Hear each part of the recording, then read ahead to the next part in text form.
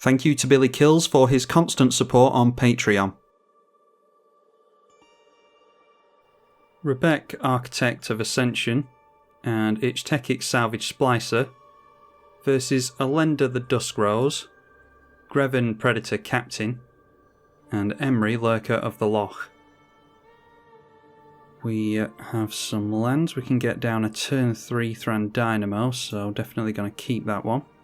A land for us on turn 1. I'll probably get a Plains out with that. I was considering the Ancient Tomb into Metallic Mimic, but I don't think it really does much for us here, so we'll go for the Fabled Passage for a white source. And then these two are just playing out lands and passing. It is a Wayfarer's Bauble from the Orzhov player. And back round to our turn. This deck is brought to us by billykillz, by the way, a friend of the channel, and let's get down this Metallic Mimic now. Haven't had to take any life to the Ancient Tomb yet, which is really good. And this is a Golem deck. We have seen it on the channel before, played by billykillz, and he has given me this deck list to play with because very kindly he has been given that opportunity by Greenhamma, who is a mythic patron of the channel. Didn't have a deck list to give me this month, so he's very kindly donated that over to billykillz. And this is the deck that he's decided to give me. A Sword of the Animist from the mono blue player, followed by a Vamp Tutor at the end of Emry's turn. And then it was a Sol Ring into a Dark Confidant from the Greven, so not sure which of those they tutored for, but they are currently missing some red mana, which I'm sure they'll get into soon enough. Then the Orzhov player cracks the Wayfarer's Bauble and goes for a basic in tapped. As for us, it is Terramorphic Expanse. I think we go for the Thran Dynamo, won't mind getting down a tap land too much after that. And then there's nothing we can do with that mana, so we'll just tap out. And let's swing in towards the Emry player. And the first commander of the game coming into play, Emry, Lurker of the Loch. And they milled Future Sight, which is a good one to see the back of. Naginata and a Bident of Thassa. The Dark Confidant will reveal something at the beginning of each upkeep, and luckily for them, it is a land, so they won't lose life. It's also a red source, but not playing the land that they've shown us, instead going for a basic. And that is Sword of Hearth and Home. So straight away, equipping that, they will be able to swing in and flicker the Dark Confidant, which won't do them any good, but they will get to go for a land. Swinging that in towards the black and white player and grabbing another swamp, so not too worried about making red mana apparently. And there we see another Thran Dynamo from the Elenda player, and there we get into another basic, so maybe we should get down the tap land at this point. How's about we go for Ich-Tekik, and that manages to come down into play, so a Golem comes in with a plus counter. Let's go for the tap land from the Terramorphic Expanse. We're doing quite well on mana this game. And then we'll swing in towards the Rakdos player because we want their life down as far as we can possibly get it. It also tells the Emry player that we're not focusing on them specifically, we're trying to spread the damage around. And there is a Mirrodin Besieged from our opponent, and they have chosen the Mirren version of that, so whenever you cast an artifact spell you get a Mir token, and with that it is straight over to the Rakdos player again, Dark Confidant, this time revealing a Skull Clamp, and there is Gonti, Lord of Luxury, pointing that towards us, and it is exiled face down with Gonti, so we don't know what they've actually stolen from us there. Might have to look out for artifact removal. Then the Dark Confidant continuing to go in towards the Orzhov player, so they'll get some ramp and they'll get to flicker the Gonti as well, which is exactly what they're doing. And this time pointing the Gonti at the blue player, so maybe trying to grab some counter magic. Okay, and there's a Master Splicer, so we know what they've taken from us. That will give golems +1/+1 and creates a golem when it enters. Hopefully we'll be able to get protection from a decent amount of stuff if we get our Rebbec into play. And there is Blind Obedience, so the artifacts and creatures are going to enter tapped. That's going to be pretty bad for us. And then a Siphon Mind. Each other player discards a card, and you draw for each card discarded this way. And they did go for the Extort on that as well. Let's get rid of a forest. So that takes us around to our turn. We immediately draw into a forest to make up for the forest that we just lost. Mycosynth Golem is going to cost us 8 mana as it stands now. Yeah, we can actually go for Rebbec and the Conjurer's Closet here, can't we? So why don't we do that? So Rebbec will give us protection from CMC equal to the CMC of artifacts we control, so that will currently be 0, 2, 4 and 5 once we get the Conjurer's Closet into play. So the Golem can't be blocked by the Grevin player, we'll swing that in there, and the Metallic Mimic can go in towards the black and white player, and I'm just hoping that we don't see any kind of Austere Command or Merciless Eviction, anything like that, because they're not really committing much to the board at the moment. The Conjurer's Closet can flicker the Ich-Tekik, and these will come in tapped unfortunately, so the Blind Obedience already coming into play. Does get us down another Golem though, so that'll be good for next turn. And the Mag-Synth Golem will only cost us 6 mana as it stands now. A Cloud Key, that will likely go on artifacts to make them cost 1 less. Also makes a Mirror token. And yeah, they did name artifact with the Cloud Key. Loxodon Warhammer was discarded here by the way, and over here it was a Blood Crypt. Then Naginata coming out of the bin because the Emry has been tapped down. Not doing too well on the mana front there, unfortunately. Dark Confident continuing to trigger for the Rakdos player, and this time they lose 3 to the Necromancy. They can reanimate any creature with the Necromancy, which is noteworthy, and of course can do it at instant speed as well. I don't think there's any creatures to worry about yet though. It'd help if I could keep the graveyard open. Anyway, a Skull Clamp has come into play. And yeah, I thought we might take a hit for swinging in at the Rakdos player, so they go in at us with a 6/5 and they will be able to flicker. Maybe the Master Splicer at this point. Oh, and they did play and equip the Sword of Feast and Famine as well, so we'll have to discard a card here. We'll just get rid of the Forest. That untaps all of their lands. They've got 3 cards left in hand, and it is the Gonti that they're going after with the flicker. And they targeted us with the Gonti as well, so likely going after Golem flicker shenanigans. Might be worth including that in this deck. That's something that billykillz will have to think about. They lost the Master Splicer somehow. Not entirely sure how they just lost that. Anyway, getting their Grevin into play there. We don't have to worry about them making lots of golems with the Master Splicer being flickered at least. Well, the Orzhov player has tapped down Austere Command mana, so here's hoping. Alright, it is more ramping a Gilded Lotus, and they might extort us here. They do.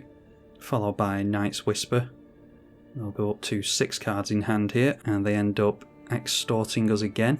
Their ramp is artifact based at least, so that makes it a little bit less likely that they'll want to get rid of all the artifacts. If that's the case, then I don't think any player in play will want to wipe the artifacts, which bodes well for us. Okay, a Mind Stone. So, yeah, we've already got a 2 mana artifact, but we'll get another one into play. I think we're just going to empty our hand here pretty much. So throwing all the golems into play. And now our artifacts have protection from 0, 2, 4, 5 and 11 CMC. And we'll throw a golem in towards the Grevin player. And we'll shove our commanders in at the Orzhov player as well. I don't think there's any player at the table that we particularly want to ignore, but we do have to keep our life total fairly high, so try and hold back some blockers. As it stands now, we've got 7 artifacts in play, so we should be able to cast our artifacts for free at least. And once again, Conjurer's Closet is going to flicker the green commander, so we get another 4/4 golem thanks to the Metallic Mimic, bringing them in with a plus counter. An efficient construction from the blue player. Whenever you cast an artifact, get a Thopter, so they'll get a Mirror and a Thopter, thanks to their blue enchantments here. So we go back round to the Rakdos player's turn, and this time revealing a Volrath's Stronghold. So doing quite well with the Dark Confidence so far. Playing the Volrath Stronghold straight away. And a Kakusho, the Evening Star, a 5/5 flyer that can drain us all. And going for the Skull Clamp on that, so perhaps looking to sacrifice it sometime soon.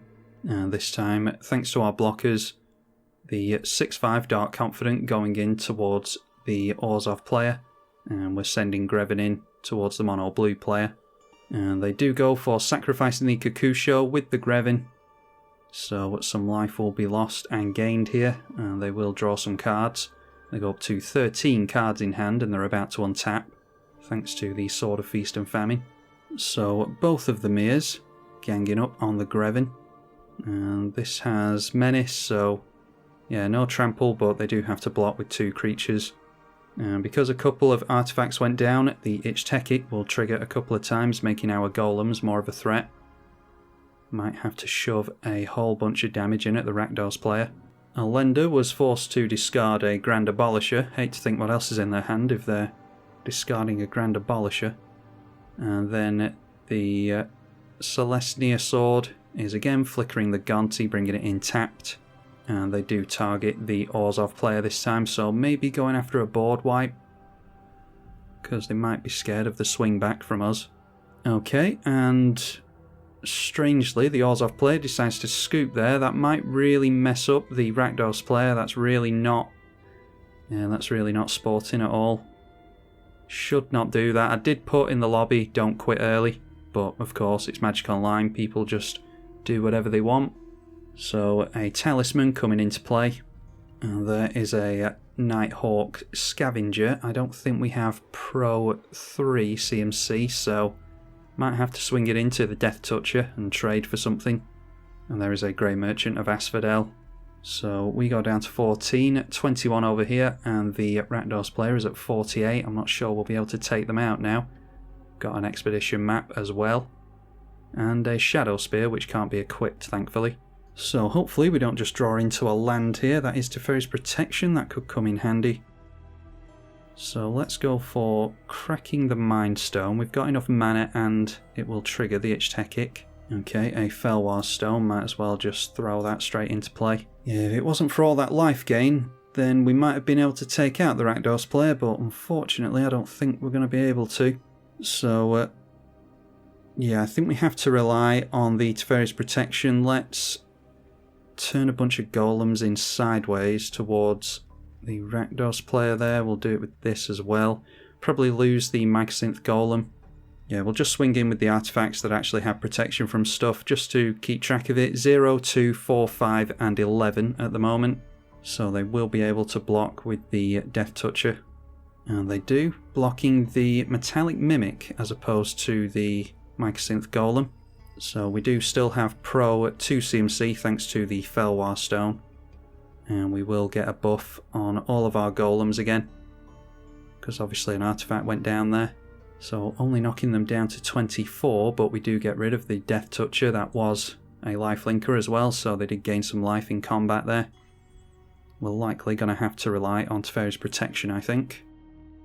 Although the Golem will come in untapped if we get an extra Golem here. So we're going to knock the plus counters away from Ich-Tekik, but it is for the sake of getting another body, of course. And then the Emry player scoops as well.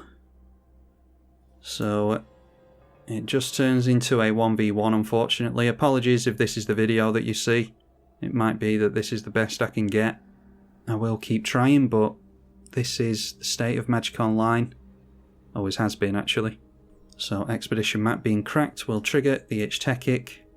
And then Godo, Bandit Warlord. So it might be that they go for the combo with Godo here, because it does seem to be an equipment-based deck. Let's see. Teferi's Protection might make all the difference here. They won't be able to gain life with the Shadow Spear if they can't hit us because we've been phased out. But we'll wait for them to tap all their creatures first to make sure that we can get through. We actually don't have protection from 6 at the moment. Okay, instead going for Kaldra Complete.